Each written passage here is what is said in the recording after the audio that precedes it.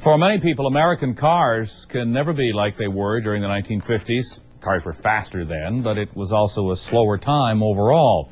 Of course, the entire Bay Area has changed since then, but perhaps no area as dramatically as the Santa Clara Valley. Tonight, on our Bay Area Focus, we look at one young artist who remembers the way it was. First, it was the Valley of Heart's Delight. Now it's Silicon Valley. In between, though, it was something else, something that exists only in old black and white photographs or in brilliant color on canvas.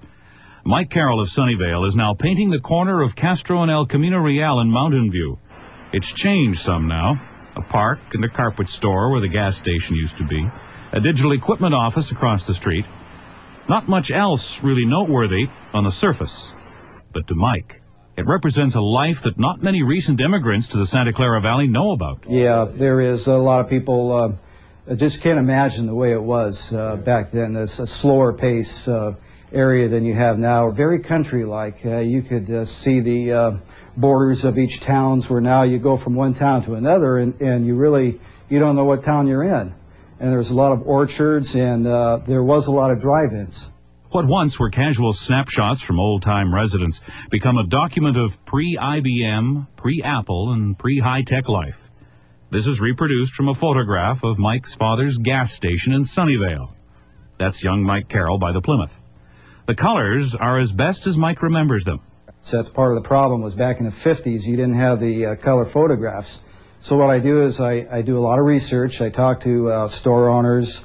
I go through car magazines and try as hard as I can to get the accuracy of the colors to what it really looked like back then. Each painting takes at least 3 months. Prints of them are on display and are for sale at a nostalgia shop and diner in Campbell called A Step Back in Time. Mike is looking for people with photographs from the 50s and early 60s.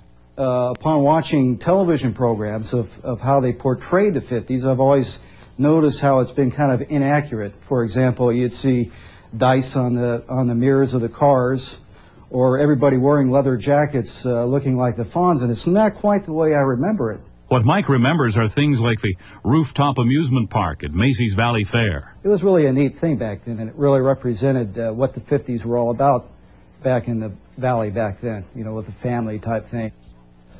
The family. All that photorealism, and Mike Carroll has had only 2 beginning art lessons at De Anza College. Nothing like raw talent.